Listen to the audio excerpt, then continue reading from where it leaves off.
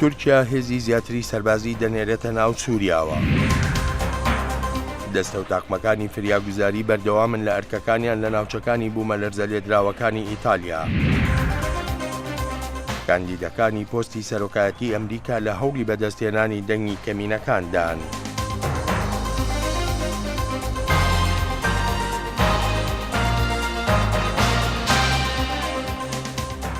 خۆشهاتنەوە بۆ کورد کۆنەکشنێکی لە واشنگتنەوە. سلاوێن گەرم کورد کۆنەکشن بەرنامەکە پشکا کوردیا دەنگی ئەمریکا لە واشنگتن ڕاستەوخوا لە کەناڵی NRT تێوەشاندن. شەڕڤانن کورد یەن ئەمریکا پشتەوانی لوانە دەکا دەبێژن ئەو ڤەکشیانە بنگەهێن خوا لە ڕۆژهەڵاتە ڕووباری فوراتی ڕۆژێکی پشتی کریارن لەشکری تورکیا و فڕۆکن هەفپەیمانان ji بۆ گرتنا باژارە جرابلس کورد بوونە سەدەمی گرژیاندن پەیوەندیên واشنگتن و ئەنکەرێدا ji ber kûtên naskirin weke hevbendên Emerîkî ji bo şerê Daeş lê teroristên alîgirên cudahîxwazan li Tirkiye. Di operasyoneka lezgîn leşkerê Tirkiye û şervanên opozisyona Sûrî çekdarên teroristên Daişê ji bajarê Cerablis derkirin.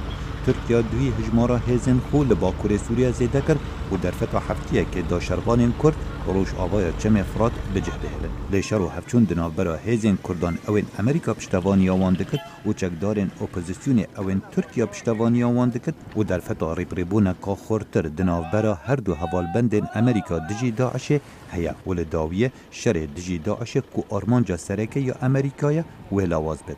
Şareza bawer dikin armanca Tirkiye hêşdarûn û aşkiraniye derbarê şerê Daişê lê dixwazitin bandora Kurdan kêm bikin. gelekî zehmet e ku bizanin dê Tirkiye vê hevrikiye bi kîjan alî ve bibe. Gelo dixwaze Daeş jina bibe û bandora Kurdan kêm bike? Eger ev armanca Tirkiye be, ew ê bêtir operasyona pêk bîne. Lê xuya nake ku Tirkiye dê êrişên berfireh li dijî Daişê bike. Tirkiye hêrişan dijî çekdarên Daişê pêk dînet. Lê herwesa Tirkiye hêrişan dijî Partiya Karkerên Kurdistanê PKK bû demê dehan salan pêk dînet û PKK xetabar kir bi pêkînana hêrişa duhî pêşembe ewa 8 polîs têda hatîne kuştin û heftê polîsên dî birîndar bûn. Herçende çi aliyeke berpirsiyaretiya xwe li ser hêrişê diyar nekiriye lê wa pê diçit nîşane li ser tundbûna şerî piştî derbazbûna hêzên Tirkiye bû nav xaka Sûriye. Amerîka heta niha temaşayê PKK û YPG bi heman çavê Tirkiye nakir.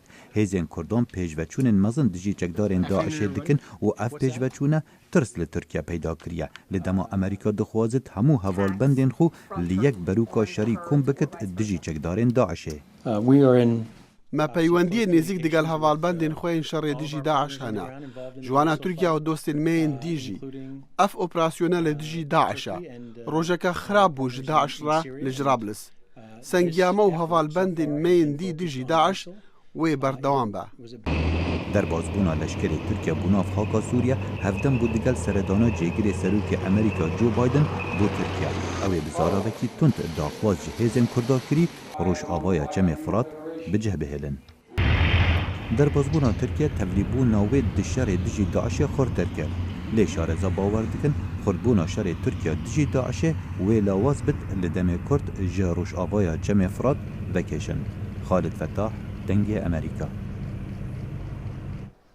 دوابەدوایی هێرشە بەرفراوانەکانی لەشکری سووریا بۆ سەرشاری حەسەکە و لە پاش ئاگربەستەکەی ڕاگەیەندرا ئێستا بەشێکی زۆری شارەکە لەژێر کۆنتڕۆڵی هێزە کوردیەکاندایە.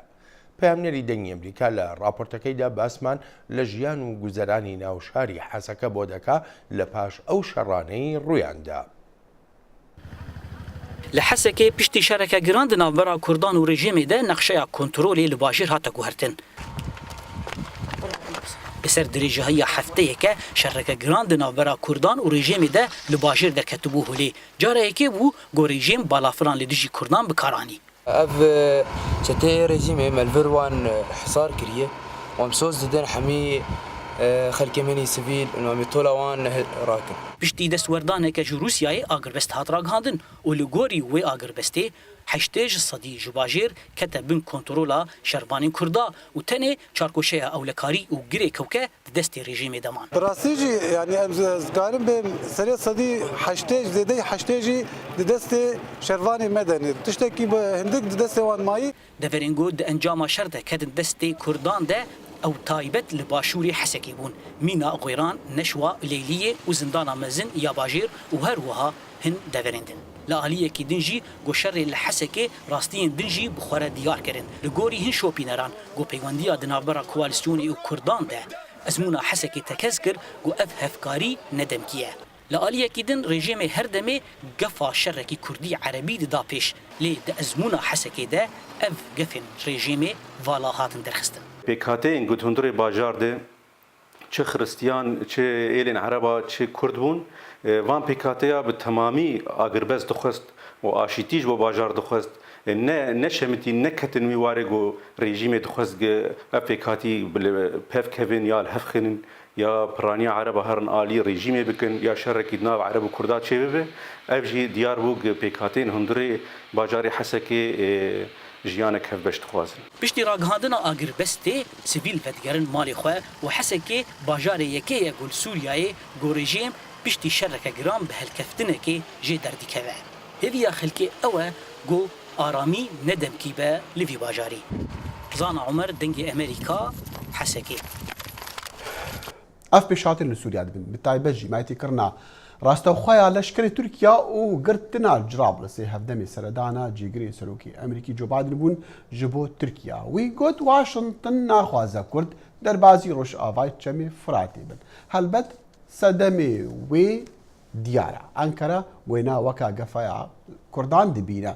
Çima eger Kurd wê herêmê kontrol bikin wê çi be em hîvî dikin bersif li cem mêvanê me Çeto Ozal xwendkarekî masterê li Zankoya World Learning lêre li Washington kekî Çeto tu bi xêr hatî. Ev guhartina herêmê ye ev tiştê van dûsê roja bûn guhartinekî mezin e niha li rojhilata navîn û piranî jî li Sûriyê guhartinekî mezin çê dibe. Em wê her wekî 100 sal berê li demê Sykes-Picot tê bîra miroyî. Niha cihê wan Amerîka û Rûsya girtine. Şerekê mezin li rojhilata navîn çê dibe û niha Tirkiye jî tev li wî şerê dibe. Guhartinekî zor mezin e ji bo Kurda jî ki gelekî girîng e ji ber ku Kurd niha divêtin vê her wekî îşaretekî bibînin ku bibin yek. Koalîsyona xwe bikin yek. Baş em ê wê behsê bikin em hêvî darên Kurd bikaribin xwe bikin yek. Demê van karên leşkerê Tirkiya bi taybet yan van guherînan tu çawa dibînî tu zanî piştî derbeyê bû li Tirkiya Erdogan çûya Rûsya niha deng heya wê li ber bişa Îranê yanî ev wexta çawa ye wextê van kare. O çend tiştenek bûr behsê bike behsê vê demê da. Niha dema wê Tirkiyene li Cerablusê gelekî girîng e kengî ketine Cerablusê kengî ku hêzên Kurd menbêj girt û xwe nêzik û Cerablusê kirin ku Cerablus navbeyna Efrînê û Kobanê de ye 5 kilometre ye ew neqeb ji bo Kurda gelekî mühim e Türk naxwazin ku wê neqebê Kurd dagir bikin ku bikene ciyekî otonom. Helbet yanî girtina Cerablusî ji alî Kurda va wê herêma Kurda heta biba yekê axa Kurda ew jî her ew meselê ku Tirk bi Tirkan nexweşe ev û loma ketine di nav. Belê ji ber vê diketin navê de ji ber ku ewan navê operasyona xwe jî her wekî Euphrates Shield yanî Mertalê Firatê. Çi ye? Mertalê Firatê ev Kurd negevne Rojavayê Firatê. Belê. Baş Amerîka divê dem çawa dibîne. Em zanin çend rojan hev demê ke wan karê leşkerî Joe Biden li Ankarê bû û bi zimanekî eşkere got jî em naxwazin Washington naxwaze Kurd derbasî Rojavayê Çemê Firatê bin. Ev mana wê ew e Tirkî serxetî giringiya Kurda wê kêm be? Ez bawer nakim ku giringiya Kurda kêm be ji ber ku Kurd nihata herêmê da hêza herî giring e piştewaniya koalîsyon dike. Bê Kurda Amerîka nedikarî ku hinde pêşe biçe. û Kurd jî bê Amerîka nedikarî hinde pêşe biçin. Her du pêk we li koalîsyonê da hêzekî gelekî qwetin. Belê bawer dikim ku vêga vê Tirkiye gelekî li ser Amerîka kir û Amerîka jî naxwaze ku şerê navbeyna Tirka û Kurda çêbe ji ber vê hêndê Amerîka û ew li men bêjê Kurd baş kekî çeto em bêjin Tirkiya bi hêza xwe وەکو ئەندامەکە ناتۆ وەکی لەشکرێکی گەلکی بێزەی بکەوە کوالسیۆن هەر بە کوالسیۆندا بەس بەشێوەیەکی درست و ڕاست و درست بکەوە شەڕێ داعش وی باشتر بەژ ئەمریکارە و کوالسیۆنە دژی داعشڕە لە هەرێمی هەلبەت نەها ئەوە هەری مەزنیە قالوسین ئەوە و داعشی خلاص بکەن هەگەر تورکیا هەریکاری بکە ژبەر و لە پێیجداژی ئەمریکا دەخواست و تورکیا بکەوە شەردا و دژی داعشی شەر بکرد تورکیا داعش دژی داعش شەر نەدیکرد تورکیا ئەگەر بڕاستی بکە ji بۆ کوالسیۆنێ و ji بۆ هەرێمێ ئێواش بە بەلێ ئەس باوەڕ نەکەم و مەقسەدا تورکی شەڕێ دژی داعشی بە مەقسەدا تورکی ئەوە و لە دژی کووردا وێرە شەر بکە باشە سەرۆکی هەرێما کوردستانی مەسعود بارزانی دوچە تورکیا دلوی دەمیدا و پشتەوانیا خۆش ئەردۆگان ڕاو و شوان کاری لەشکێرە دیار دکا بەێ و ئەمە دەبێژن تورکیاژی ویکاری دەکە لەژی کوردان ئەفچا دبە بەجێ ئەوە پۆلیتیقایە نەها لە هەگەر تورکیا دژی داعشی شەر بکە بۆ باکوورژی باشە بۆ ڕۆژئاواژی باشە بۆ تورکێژی باشە یعنی بۆ کوالسیۆنێژی باشە لێ بەلێ هەگەر تورکیا بەڕاستی لە گۆر نرخێن هەرێمێ لە گۆر نرخێن کوالسیۆنێ و هەدەفەوان داعیشە کە لەسەر وێ خەتێ بچە شەڕی داعش بکە لە بۆ ڕۆژئاوای بۆ باشووری کوردستانجی باشە ئەس باوەڕ نەکەم و مەسەلە هەندێکدا نەها کورد چ لە ڕۆژئاوا چ لە باشوور شەڕی داعش دکردن و ئەو هێزا کاریگەرن شەڕی داعشدا ئەف مەسەلا تورکیا دژی کوردین ڕۆژ ئاوایە دژی کوردین هەرێمین سووریایە ئێجا کوردین باشوور بچن بکەوە ناوی وی چاچێ بەیانی ئەمە دەبێ ئەزوێ تێ بگەم ئەوە هەنین یعنی ناوێ معنایەک و تورک دەوێرێ دژی کووردا شەر بکەن ئەس باوەڕ ناکەم و هێزên هەرێمێ هێزên کوالسیۆنێ بهێلین و هێزên تورکا لە دژی هەڤکارێ وان پەیەدێ شەر بکەن ji ber ku peyede herêmê da hêza bejayî ya ew koalîsyonê ye yani leşkerî Emerîka li wê derê ewan zêdetir nîne yani ew leşkerî Emerîka ye şerê Kurdanê kirin nakin bêhkirin jî gelekî şerekî mezin çêbe سپاس بتا و هەفتەمێکارین لەشکری لە دەوروبەرین باژاری مووسڵێکی بۆ دەرخستنا داعش خەڵکی باژار دەڕەڤن هەرێما کوردستانی ئەو دەبێژن کا چەندی ژیانە لە ژێر حکمی داعش نەخۆش و تاڵە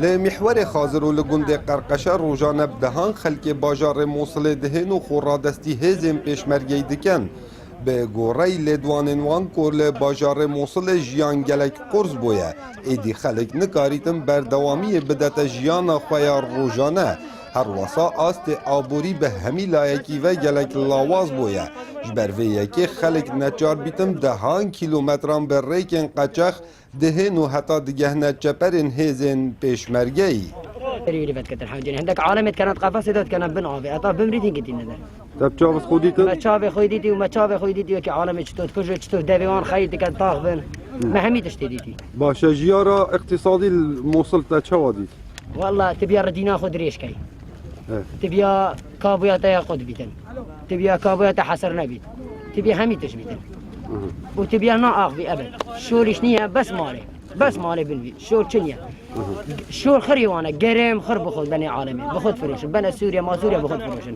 يعني هميد الشيء وانا خذ تشتك يا عالمية ار وقتك عندك جارة ار قشت 200 300 تعاملهم يعني رفتار وان لسر هندي بو و حجاب لبرجنكيه یاننا و لسر درکتنا ویه و اگر دنگ خانمکی بلند بو او ده اوی جزاکن ده ظلام وی فلقدن یان وی بخواه لپیش چاون خلکه داعش جن رجم کرن و ببرا کشتن لپیش چاون ما و تاوانا زنای خستوی وان لدور اوی چنده فرماندکی هیزن پیشمرگی وصاب و دنگ امریکا دیارت کتن دوای ئازادکردنی گوندی قەرقەشە و قەریەتە ئەو منتیقانەی سطیح و شەرنەف و ئەوانە خەلکی مووسڵ کە لە ئێمە بەنزیک کەتنەوە ڕۆژانە ئەو مجموعە خەڵکێکی زۆریان دێ و ئەوان تعاملی پێشمەرگیان زۆر پێخۆشە دەزانن پێشمەرگە تعاملیی ئینسانی لەگەرەوان دەکا بەڕێزەوە بە تەقدیرەوە وەریان دەگری ئاویان دەدەین و خزمەتیان دەکەین و ڕەوانی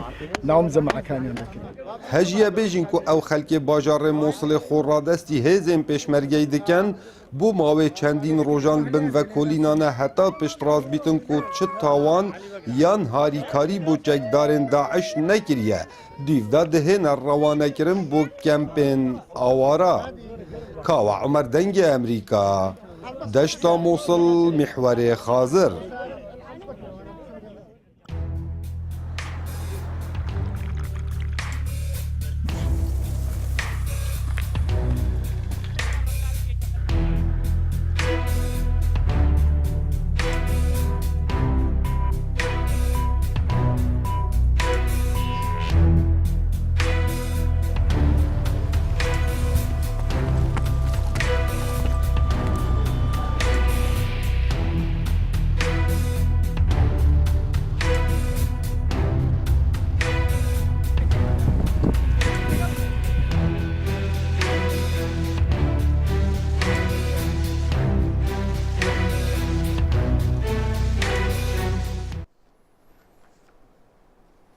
گەورە دیپلۆماتانی وڵاتە یەکگرتووەکانی ئەمریکا و رووسیا لە ژنێڤ کۆ دەبنەوە بۆ باسکردنی دۆسیەکانی شەڕی ناوخۆی سووریا هەروەها ئۆکرانیاش.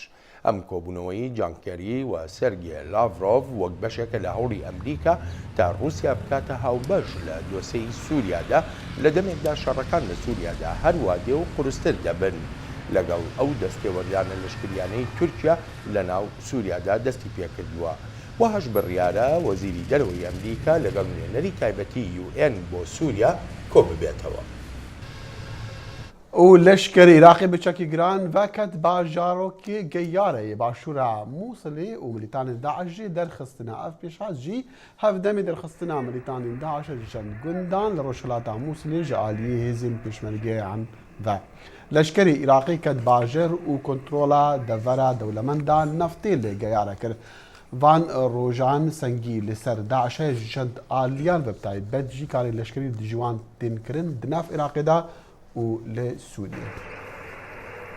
پەرلەمانی عێراق متمانەی لە وەزیری بەرگری وڵاتەکە سەردوێتەوە و هاوکات لێ پێچینەوەی لەگەڵ هوشیارجێباری وەزیری دارایی عێراقدا دەست پێ کردووە لەسەر دۆسیەکانی گەندەڵی. سەرمەدت تائی نووسەر و ڕۆژنامەوانی عێراقی لە وتوێژێکی پێشتریدا لەگەڵ کورد کۆنەکشن باز لەوە دەکات لەو بڕوایەدایە ئەم هەڵوێستانەی پەرلەمانی عێراق شتێکی نوێ و نامۆیە بە عێراقیەکان. بالتأكيد نحن أمام حالة غريبة.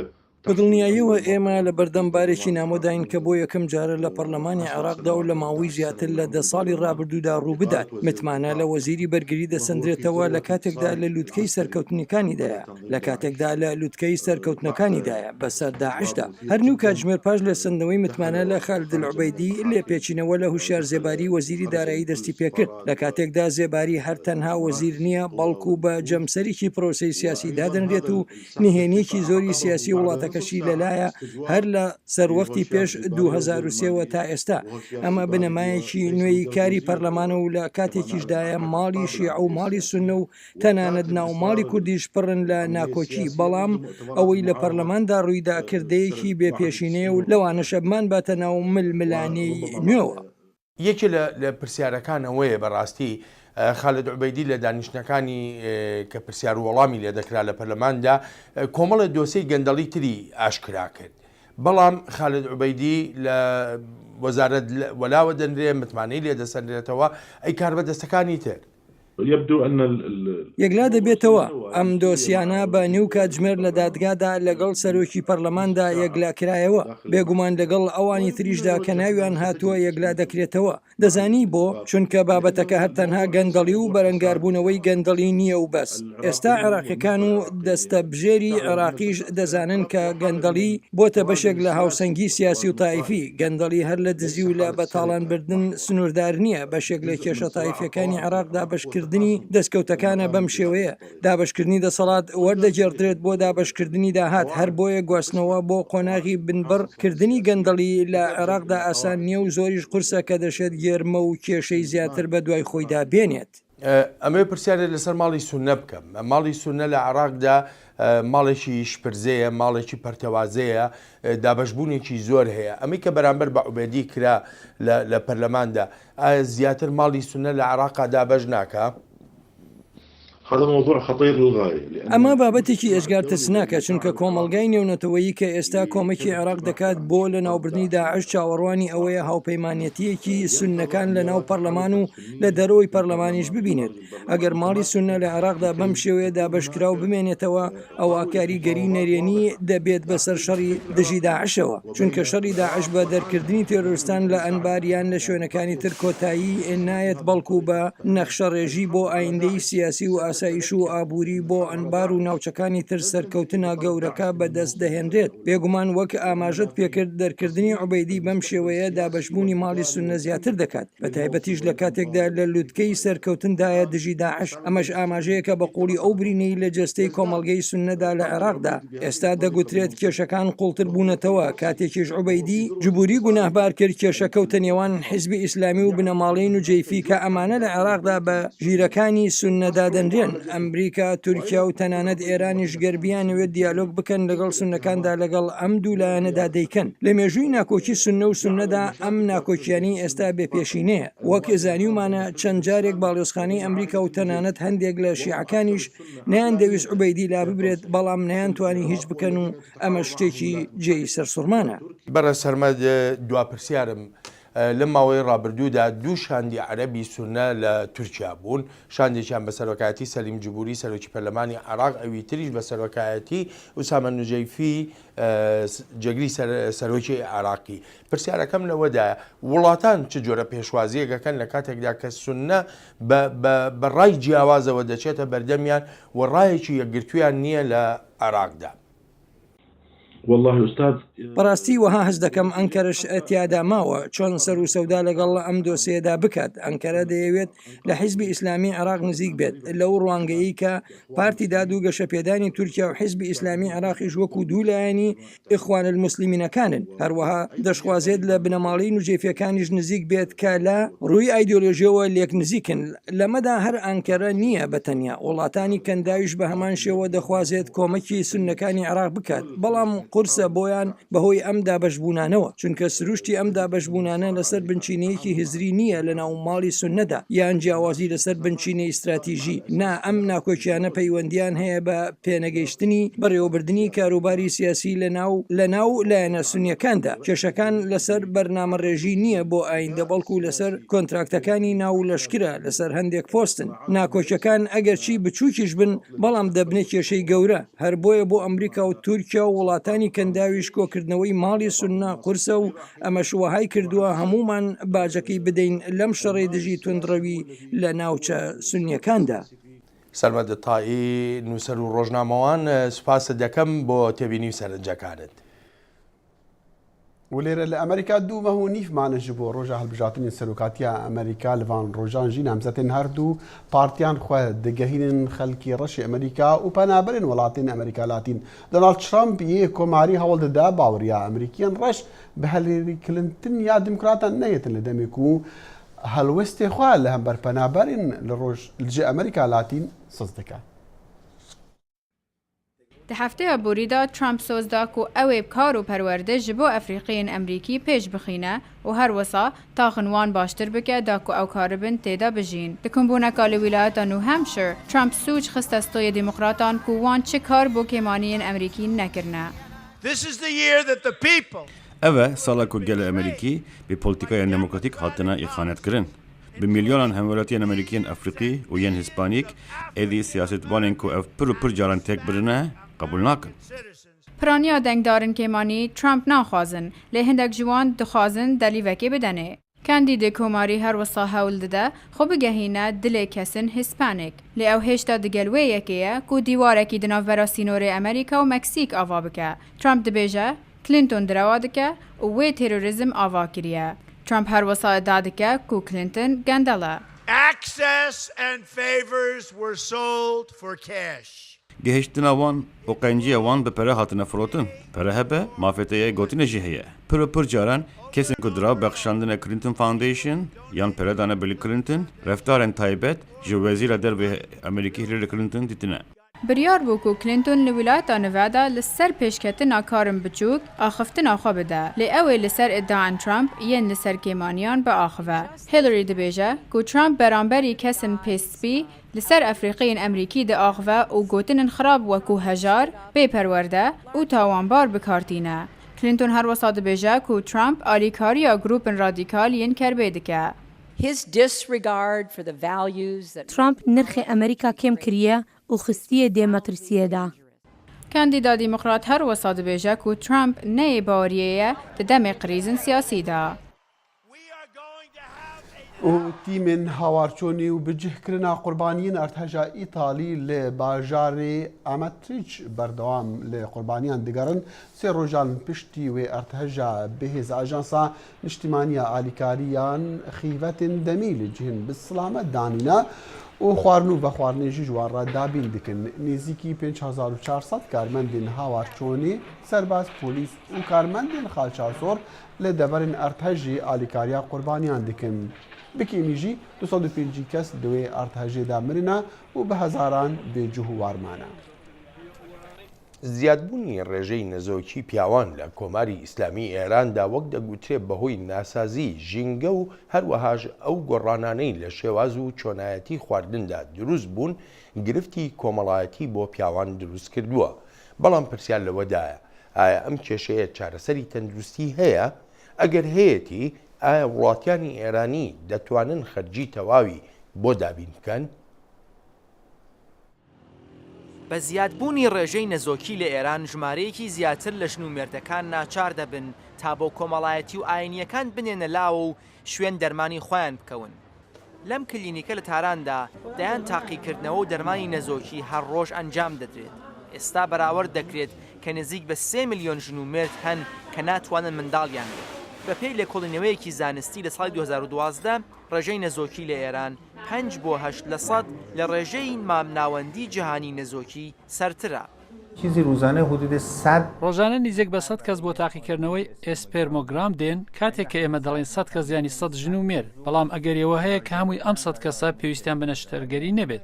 لە کۆمەڵگایەکدا کە بەشگەلێک لە دانیشتوان زۆر نەریت پارێزن، نەزۆکی دەتوانێت بابەتێکی نەشیاو بێت. ئاڵۆزیەکە لەمەش زیاتر دەبێت کاتێک دەزانین ڕێبەرە ئاینیەکانیش جارجار هەڵوێستگەلی دژ بە یەک دەگرن. بۆ دەرمانی نەزۆکی لە ئێراندا هەر ئێستا سپێرمی پیاوەکان بەهێز دەکەن و لە ژووری نەشتەرگەری دەیدەن بە هاوسەرەکەی و ڕێبەرانی ئاینی ڕێگەنادەن ژن لە کاتی دەرمان سپێرمی پیاوێک وەربگرێت کە هاوسەری خۆی نییە. لە کلینیکی ئیبن سینا محەممەد کە حەزی نەکرد ناو شێوەی خۆی ئاشکرا بکات چاوەڕوانی ئەوە دەکات هاوسەرەکەی لە ژووری نەشتەرگەری بێتە دەرەوە.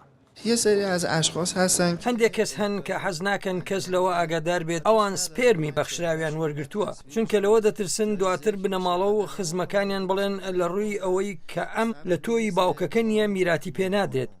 6 کلینیک لە تاران هەن کە بۆ دەرمانی نەزۆکی کار دەکەن، بەڵام بەهۆی گرانیەوە خەڵکێکی زۆر ناتوانن بۆ دەرمانکردنی خۆیان سەردانیان بکەن. تەنانەت لە کلینیکی گشتی ئیبن سینا دەرمانی نەزۆکی پیاوان بەلانی کەم $2000 خەرجێتی کە 5 قاتی موچەی مامناوەندی مانگەنە لە ئێرانە. بەڵام سەرەڕای ئەم گرانیەش لە ساڵانی ڕابردوودا ڕێژەی ئەو نەخۆشانەی سەردانی کلینیکی ئیبن سینا دەکەن ساڵانە 15% زیادی کردووە. میلین فەرتیلیتی بە شدت ئافزایش پیدا. نەزۆکی پیاوان بە ڕادەیەکی بەرچاو زیاد بووە. بەکارهاتووی سپێرمی ئەوانەی دێنە ئێرە بۆ چاکبوونەوە یەکجار زۆر دابەزیوە. ڕێژەی ئەوانش کە هەر سپێرمیان نییە ڕوو لە هەڵکشانە. وا دەنوێنێت کە هۆی سەرەکی زیادبوونی نەزۆکی لە پێتەخت ڕێژەی هەرە زۆری پیسی هەوا بێت کە خۆی دەرەنجامی 5 ملیۆن ئۆتۆمبیلە کە لەم شارەدا هاتوچۆ دەکەن. هۆکارەکانی تر بریتین لە دام و دەستگای زۆر لاوازی خاوێنکردنی ئاو، خراپتربوونی شێواز و بەکارهاتووی خواردن و ئەو کارخانانە کە دووکەڵ دروست دەکەن. شاهد عەلەوی، دەنگی ئەمریکا. کێشەی نەزۆکی دەخیلێکێکە لە کێشە هەرە ترسناکەکان کە دووچاری مرۆڤ دەبێت لە ڕووی سایکۆلۆژیەوە و هەروە لە ڕووی جەستەییشەوە بەڵام لە وڵاتانی پێشکەوتوودا ئەلبەت چارەسەری هەیە بەداخەوە ئەو خەڵکانی کە لە وڵاتانی ڕۆژهڵاتی ڕاوەناسی چارەسەریان هەبیش بەڵام زۆر زەحمەتە بۆیان ئەوە دماهەیە کورتکردنەکشن بوو هاتا ڕۆژە سێشەمبۆی خوداحافیز هەر شاد بێت.